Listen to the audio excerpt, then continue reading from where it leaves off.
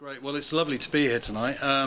It's a bit of a privilege for me because I've been coming to this shop for around about 30 years, making lots of purchases, and it's been a great source of inspiration. You know, in times way before when you could buy books online and, you know, coming to London and leaving with a big rucksack full of books, it was you know, always been a lifeline, Watkins. So it's a privilege for me to have my book in here tonight and be able to do this talk. And I'm going to talk a little bit about the book, but I'll talk about it in a way that's sort of punctuated with stories and my own sort of take on what the book's about. So I'm going to not be too linear and too descriptive. I'll try and bring it alive with a few stories. I start with the premise that the book's about doing. It's a real exposition on what doing means in a real spiritual centered way, leading to transformation. How did I get to that point? Well, in chapter 13 I write about my own spiritual emergency, which happened in 1986, and I'd been living for 3 years in a Tibetan Buddhist monastery, and I had a Kundalini awakening, which I was ill prepared for. Unfortunately, at the time, Stanislav Grof hadn't written his book. That came out in 1989. By then, I'd sort of got through the worst of it and was then making those adjustments to move on in my life. Nonetheless, I had to get through this process without being sort of, you know, sectioned or something like that, because that's a very real proposition for people who are having experiences like that. It's a very frightening and it's a very scary experience. So what did I do? With no resources, apart from some of the material I had to read, Carl Jung was a great inspiration, I actually found that doing changed the way I felt about myself, and in fact mediated and helped a transformation on a basis of going out and working in nature, doing some painting. I was doing quite a few sort of craft activities that helped my concentration and to move through the experience. So why is that important? Well, I've sort of come to realise that coming through that process of spiritual emergency, and it sort of engendered a sort of a vocation, because I became an occupational therapist. So that's all about doing. But 30 years on, I'm now looking at the world and realising that we're in a state of collective spiritual emergency. We're needing to make a shift in our ego consciousness to something much more holistic and much more transformative in the way we understand life, our relationship to other species and animals, to nature, to plants, to other people. And so it's quite, I'm not unique in saying that, by the way. You know, there's lots of people that have actually spoken about a global crisis and a global awakening. But one of the things that I think is important in the Unselfish Spirit is that doing is highlighted as a medium for taking us through such experiences. And much of the transpersonal and spiritual literature focuses a lot on being. And that's great, and so it should be, because our being is affected, and we do need to look at the nature of being. Nonetheless, doing, as I'm about to tell you, has immense power and incredible capacities for enabling our transformative journeys. I mentioned that Jung was a very inspirational, pivotal figure for me, and it's not surprising really, because Jung had his own transpersonal spiritual crisis. He went through a terrible ordeal, and if you think about it, then he was a psychiatrist working in Burkholz, a person who discovered dementia praecox, which became schizophrenia, and he was through developing a richer relationship to the psyche and evolving this process called active imagination. What's interesting there, and the devil's in the detail, active is a verb. That means to do something. It wasn't passive imagination, it was active imagination. So if we take that premise, we realise then that Jung was evolving this incredible capacity to facilitate his own transformational journey. So he worked through his spiritual crisis, and of course it opened up his whole sort of world of how he was viewing consciousness. The collective unconscious became a big part of his work, and as a distinct contribution away from the Freudian worldview. So one of the things that Jung gives us is a real insight into that we can make these transformational changes within ourselves, but we also connect to something far greater. So I think he did some immense groundwork for which we should be incredibly grateful for. I certainly am, and it's underpinned at the spine of my book.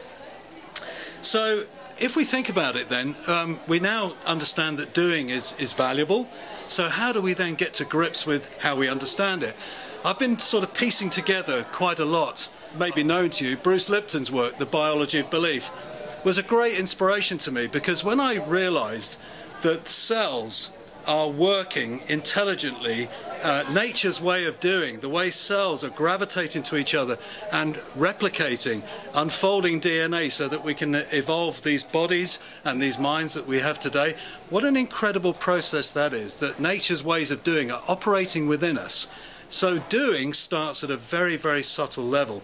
And so if we take time to really consider that, it's a great basis for beginning to understand how life is interconnected. Our cellular intelligence works in interconnected ways. If that's the case, and we know this from quantum physics, that we live in an interconnected world, then we've got a good premise for seeing how we belong to a greater whole. The second point I want to bring into is autopiosis. Francesco Varela and Humberto Maturana came up with a concept called autopiosis, which means self-creation. Now, I'm very excited by this concept, and it's in the book, it's in chapter 1. I'm excited by it because their premise is the act of seeing is doing. The act of engaging through feeling is doing. That means our sensory modalities, as we engage in life, is constructing, co-creating our existence as we live it. This is a dynamic premise that even before you put being into the equation, a baby is doing that. A baby is a self-creative, autopiotic being. This is a wonderful premise. And they become a sense of identity at about the age of 2. That's how we know they get a self-referential mine, me, and what have you. So I'm really excited by the fact that doing is actually leading the way in terms of our evolution and evolving our engagement in the world. The third thing I want to bring into is then just a few processes of evolution as we know it. We know from from a few million years ago, Australopithecus afarensis was one of the first bipedal hominids. What happened there is, because these, I'm mainly vegetarian, but I really appreciate the fact that someone in our heritage ate meat, which gives me the capacity to have a big brain now. So what we found is that Australopithecus afarensis became bipedal. That means on 2 legs, it freed up the use of their hands. They were eating meat, getting bigger brains, which then meant that actually they had time to, they didn't have to forage so much, so that means there's more opportunities to use the hands, and of course then moves on to Homo habilis, the tool maker, and of course much more sophisticated use of our brains, and then Homo erectus, the migrator, so again using tools to hunt and to find new habitats and new opportunities. So they were great at adaptation and evolving their relationship to life. And then of course we have Homo sapiens and the monumental increases in intelligence and the way we're using imaginations. I think it was Bronowski who said that the imagination is like a telescope in time. That's a wonderful observation about how we project and engage our evolutionary capacities. So there's a sort of evolution in a nutshell where doing has played a pivotal part in each phase, in each era, each epoch. My question is, what is the next epoch? What's the next era, and how will doing play its part? We know how being will play its part because if you look on these walls here, there's many esteemed people who are showing us the way to look at meditative responses to how we're managing ourselves. And of course, we need doing responses. What are we going to do to co-create a more improved future? That's really what the book is about. So it's right from the get-go, doing is mapped out in a way that gets you engaged to then think about what we're all doing in our lives. So one of the premises I put forward early on in the book is if we think about the Descartes notion, I think, therefore I am, I've actually switch that round a bit and looked at our evolutionary heritage and say, well, I think the driver for evolution is I do, therefore I evolve. So it's a kind of a play on words, but I quite liked it. You know, it's an opportunity to be a bit clever and, you know, think you've done something unique. But anyway, I found it quite gratifying. Moving on from that then, if I do, therefore I evolve, there's a drawing back to Jung, there's a wonderful point I'd like to illustrate. If we go back to Jung and look at what is it that's evolving in us, I want to make a pitch for the fact that because we have this cellular capacity that's doing within us, because we have this autopiotic function to self-create, because we have evolved immense capacities, larger brains, this encephalitis of the brain, which really has given us immense power. What about the archetypes? What about the archetype of doing? And that's what I've written some academic papers on this, and one of the ideas, references to that, he also alluded to the fact that it was also behavioural, that it had an active component, and we already know about active imagination. I've spoke about that already. But when we see what Jung did with his life, it's fascinating. Where he said, I'm in the midst of my true life, was at Bollingen, when he was doing things, when he was carving in stone, when he was fixing the rivets on his house, when he was painting murals on his wall, when he was doing basic cooking with no electricity. He was getting back to a very earnest way of doing, and a very engaged, ancient way of doing. So my view is that one of the wonderful archetypes that we have living in us is an archetype of doing, because we've evolved these capacities. The opposable thumb is because we've evolved that capacity. The tools we use, whether it's a bread knife or any other tool, a hammer or anything like that, has evolved over millennia. So the idea is then that we have an archetype of doing within us. Now this is the bit that I love, and this is the bit that I get really quirky and excited about, so excuse me if I get a little bit, I'm not going to cross the line, by the way. I've been told not to cross the line. One of the things I love about this is that if you think about the archetype, and what Jung taught us about that, is that the archetype is a very clear way of developing a relationship to the numinous, i.e. the archetype is a harbinger of the numinous. When we engage the archetypal experiences, the numinous comes with it. We can't force the numinous to come, because the numinous is the holy other, the spirit, the life force or whatever. We can't grasp after that. But when we engage at depth, and we engage very much with a sense of flow, that numinous comes to us. It's no surprise then, think about when you're gardening, and think about how you feel. Think about what it's like to bake bread and make bread, and how you feel. I get goosebumps talking about that. I'm flooded in them now, because that touches the story that I'm close to for my spiritual practice. But think about it. When you've done those activities that are wholesome and good, and using tools, making something, gardening, making bread, you feel great afterwards. It's quite true how that happens. I've worked in mental health in acute admission psychiatry, and I used to run baking groups, and I've seen that work. People are very agitated, making some buns and cakes and stuff, and something would happen. And I was very interested in embedding spirituality into my occupational therapy practice. So, you know, just something to think about there. The way the numinous comes to us when we're doing, it's like a spiritual practice, if you wish. We could say that doing is a spiritual practice. But how we're doing it is all the difference. We can't prescribe doing. I can't prescribe it to you, because what you do and what I do are two different things. How you do things might be your own story, but what is it that brings you alive? What fires your passion? What brings you into the world in a very productive way that you just think, yes, I'm doing something here, it feels soulful, it feels right. That is what I would say is the archetype of doing. And then you're really getting behind yourself and evolving something precious and incredible in your own life. I'm going to tell you a brief story about, have I got time, are we okay? Brief story about somebody I met in 2000, and I knew this chap for 2 years. His name's Brother Ralph. So the devil's in the detail again. Yes, he was a Benedictine monk. However, before that, he served 14 years for armed robbery in a prison. And I got to know this chap in a monastery, in a Benedictine monastery where I go for regular retreats. And I was very intrigued by this guy, because we got talking in the men's guest house, and I said, what's your story? How did you get here? And then he told me this incredible story about being in a cell for 14 years.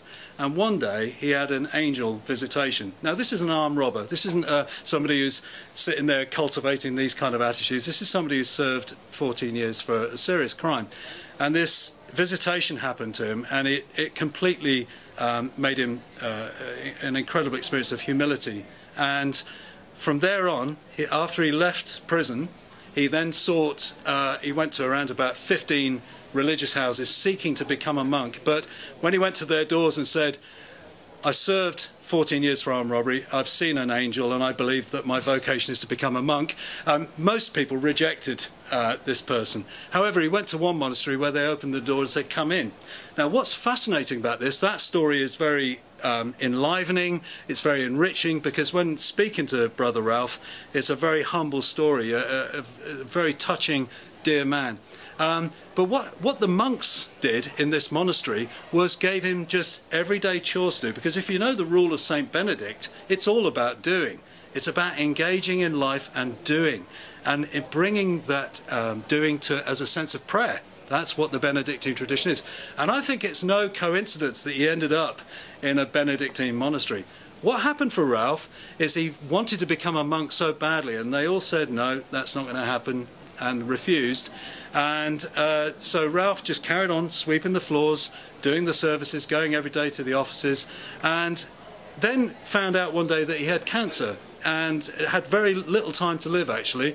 And the monastery decided, with a good heart, to make him a monk, and he took the name Brother Michael, because he believed the angel he saw was the Archangel Michael. It's an incredible story. He died a few weeks later, a full Benedictine monk, which is it's a beautiful story. It brings tears to my eyes. So, what do we say about doing? I think it's where we are living the most unconscious elements of our lives, and that's a bit of a big statement to make, and somebody might have a go at me for saying that. But if you think about it, the amount of times, how many times have you driven down the road and then 15 miles later realised that well, what happened there? You've been on autopilot. How many times have we walked down the street and got to the end of the road and realised where we are? Or done something mindlessly, or thinking in a preoccupied way, once I've done this, I can't wait to do what I really want to do. They're great things, but think about how much power is in doing if we really brought everything to the present and mindfully did what we did. Sounds a bit grammatically incorrect, but never mind. So my proposition that I've put forward in the book is that to co-create new ways of doing that will lead to an improved future will be for all of us in some ways to share that narrative, to share that journey, to recognise that in each other, and to find out about what it is that each of us is doing, and in a way that enlivens us and makes a sort of a greater relationship to the whole. So that's really what the book's about, and I put a beautiful story in there about Etty Hellishan. I don't know if any of you have read about Etty Hellishan. I've got her diaries at home, and I've been studying them for some time. And she was a woman who, a Jewish woman who was 29 and was taken to a concentration camp, but she refused to hate the Nazis. She refused to stoop to as low as her persecutors, and what she did, she actually lived as a life of service in a concentration camp for everybody else. You cannot read that book without absolutely being in floods of tears. It's just, and they're tears of joy, because you realise what an emancipated spirit this person was at 29 years, to have the wherewithal to act like that in such despicable conditions. So reading that gave power to this sense of doing being a very powerful modality. So in terms of our rich heritage, which I've briefly alluded to, and our incredible interconnectedness with all of life, and doing being a major way that we can express our spirit as prayer, as practice. One of the things that I've put forward at the book in the last chapter is the notion that, well, maybe if we're going to do this together and have this kind of collective mindset, the notion of a mantra for the next era could be, we do, therefore we evolve. And I don't like sort of just putting that out as a cheesy statement for a nice catchphrase. But actually, if you look at it, every human society they've never evolved in isolation. They've evolved together. We've worked collegially. We've adapted together. We've worked in a great spirit. So the way that we could go forward for the next stage is to think about what is it that we can do together, and how we're going to understand spirituality through doing as practice, as prayer. I had the idea that I'd write a book. That was never on my radar. I fell into academia. Also, while I'm at it, to rephrase the question, Would you call that doing? Is that something that you loved? Oh, what, academia? No, writing. Oh, writing. Well, I've discovered I like it. I didn't know until, I mean, if I think about that question's quite loaded for me, so I'll tell you very briefly. I left school at 15 with no qualifications, and I worked as a manual labourer, a heavy goods driver. I was in the infantry. I've done some real hard-edged jobs, and I gradually got to the idea that I was not as daft as I thought I was. I was a bit of a wreck in them days, and so I actually went off and trained and studied at 36 to go to college and start to teach, learn and get taught. Went to university, practiced as an occupational therapist. I studied transpersonal psychotherapy, and then a position came up at university, and I got the job. And I started writing around about that time, and it was a struggle because I wasn't very good at writing. So eventually ideas started to come together, and I got a few publications, peer-reviewed publications out, and that's where the genesis from the book came. I'd say the genesis from the book really happened with my spiritual crisis in '86, but the articulation of that happened around about '98 and has evolved slowly since. The book, before it became a book, was a PhD, and my examiners said this should be a book, and I said okay. So I had no ambition to do a book, but they said please write it as a book, so I thank you for that, my teachers, and so I did. And I started it on my honeymoon when Hannah was in bed in the morning. I'd get up at 5 o'clock and I started writing it then, and when she got up I'd stop, and obviously wouldn't have gone down very well if I'd have carried on writing on my honeymoon. But so it had a real, so you're asking, is it a way of doing that enlivens me? It certainly did, because I believe in the ideas that I've written about, and I feel I'm learning as a practitioner about, if you're going to write a book like that, well, where are you doing that? So it's kind of enriched my own practice, if you wish. So thanks for asking that. It's a bit of a long-winded question with that, and it's one of the problems with you can't prescribe doing, because how somebody engages in their own relationship to what their life is, how it's manifesting and what they're doing in it is so unique. And with regard to that immanence and transcendence element, I think that's a really interesting play that we are. I like Jorge Ferrer's work on the participatory turn in transpersonal theory, where basically we're enmeshed in this this transpersonal reality, which is immanent, and yet we can have those moments of transcendence in it. And if I've understood it right. But yes, doing in that is really incredible, because he talks about being embodied in that. So that is an embodied, grounded relationship to whatever you're doing in your life, with those in that sense of participation in this whole is what they're saying. So I agree. I think words get a little bit in the way, but when we do things, we're very articulate. You just watch anyone doing something where they love, and unless there's a rampant inner critic in there, they normally might hesitate or something, but generally when people do things they love, it's flow. And I think there's a chap called, it looks like Csikszentmihalyi Mahali, but I think it's Mahai Csikszentmihalyi, spoke about flow and the importance of just engaging in a meaningful relationship with what we do. Certainly the tradition I come from, which is occupational therapy, there's a science of that, there's occupational science, which looks at all these qualities in a very meaningful way, in the way that we have to be very open to what each individual brings to their life and how they engage in it. So I think the poetics of it is absolutely right, the poetry of your own doing. I've got one wonderful illustration of that, and I write about it in the book in chapter 1, where I was using a carving knife and a bread, cutting some bread for toast. I'd had 2 consecutive dreams of bread, quite sacred dreams of bread, and the meaning of those wasn't lost on me. But as I was cutting this bread in the waking state, I saw evolution coming through my hands and arms and tool use, and it was so overwhelming. It was like a epiphany, and in that moment I was crying, and Hannah came downstairs and she said, "Oh, are you okay?" And as I was cutting the toast, I said, I said, it's the bread. And she went, yeah, well, yes. You know, and what is it about the bread? And I told her the story, and we had a you know, a real strong connection about just the power of that. And she's an occupational therapist as well, so that wasn't lost on her. But, you know, these are very powerful forces, I think, in our lives. And I did say that I think we're often unconscious to the power that's in our actions. And I think that's what I wanted to write the book for that point. But I agree with you, the poetics of doing. Maybe there's a good title there for another book. Crumbs, I've just now given that away to someone, haven't I? There's different ways of engaging in with the same issue. Yeah, wonderful.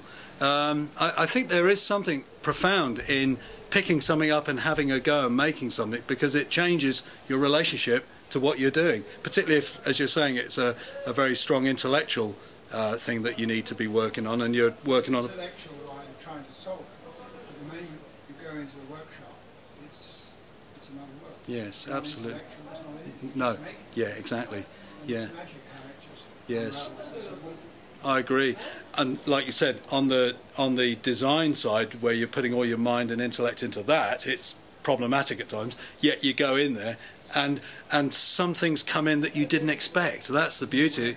It's like an alchemy. Then it's, you know, if you engage it in that way, an alchemy of doing, a mystery of doing, because you have insights, epiphanies that you never knew existed in your thinking of it, but in the doing of it, things come. So I totally agree with that. You know, I've seen so many people have healing experiences through doing, working as a therapist. Obviously, occupation's my main modality, so you know that can be a very healing thing as well as a problem-solving issue as well. So, yeah. Without wishing to hog the floor. Oh, it's fantastic. Please do. How important do you think Jung's mandalas are? Wow. I love Jung's take on the mandalas and his idea of the quadrated circle, and that they reflect a sense of wholeness, and that you will find that in most mandalas that are represented around the world. There'll be some quality of quadration there, and I think John Weir Perry did a lot of work on that as well, particularly in relation to my field, which is working in mental health. And you'd often see people spontaneously, people who have had a diagnosis of schizophrenia, drawing quadrated circles as an attempt to represent that wholeness, where their experience might be at times fragmented. Not always, we know. You know, I'm putting that caveat in just for clear reference. But yes, I think it's fantastic, and the fact that he understood its symbolic value to the psyche, to me, is immense, because again it helped us to find new ways of that narrative of wholeness within. So the mandala, as it reflects back to us what we are. That, yeah, thank you. Can you give me any advice on that? I mean, well, I don't practice at the moment as an occupational therapist, and you know, one of the things that you're not really supposed to do is give advice to anyone really about things like that. But you know, I believe that, you know, we're all on a journey of wholeness. We're all finding our way to wholeness, and whatever route that happens in us is our path. And what we do to facilitate that in how we live, and the things we do that make us well, and the things that sometimes you think, I'll avoid that bit, that didn't make me feel too good, is true for all of us, irrespective of who or what you are. I've worked also in cardiac rehabilitation, rheumatoid arthritis, palliative care, orthopedics, as well as mental health, and you know, got a broad range. And I think it's what we bring to our lives, as well as what we get as a way of understanding experiences that we have, a label, diagnosis or whatever, but it's what we bring to it too, and how we engage that wholeness. So that's, I think, generally my take on life, but in a broad sense. Yeah, I'd say that for myself and everyone, you know. Yeah, but it's a good point. And you know, for me, I always put the person before any diagnosis. You know, that's my main reference point. I'd always put the person first and think, well, how are you today, and what's of interest to you? I wouldn't think, well, how can we help the person as they're experiencing something as a difficulty? Yes, we can get to that, but only if we see the person first, and that's including seeing the person in a holistic way. physically, psychologically, socially, spiritually, and ecologically. So, yeah, I don't know if that helps, but That's helped, yeah. But thanks for bringing it up. So you ask about not doing. Well, that's a wonderful tension between doing and not doing. I've got a lovely little piece in the book from Alan Watts on, Wu Wei, which we know as not doing, but there's a wonderful tension between. It's like desiring without. That's like without desiring, doing without desiring. Yeah, least effort. Least effort, just to do, but it doesn't negate doing. So I think the idea that a lot of people think not doing is, just don't do anything, which of course leads to problems. We are active, we can't help it. But non-doing, I think, is wonderful. And there's a wonderful story that Alan Watts tells about a monk that says to the teacher, well, what do we do about this problem of doing? He said, I have to get up in the morning, put my clothes on and eat food. And of course the idea is that this monk just wants to meditate. And the teacher said, well, I'll tell you what, a good way to get around it. He said, try putting your clothes on and try eating some food. So he prescribed the very thing that the person thought was a problem. But of course the idea is to do it differently, do it with non-doing. So least effort. So it becomes a flow rather than a fixed sort of problem. But yeah, I think that's a lovely tension, the doing, not doing. And I do go into that in the book later on in about chapter 13. Yeah, if my memory serves.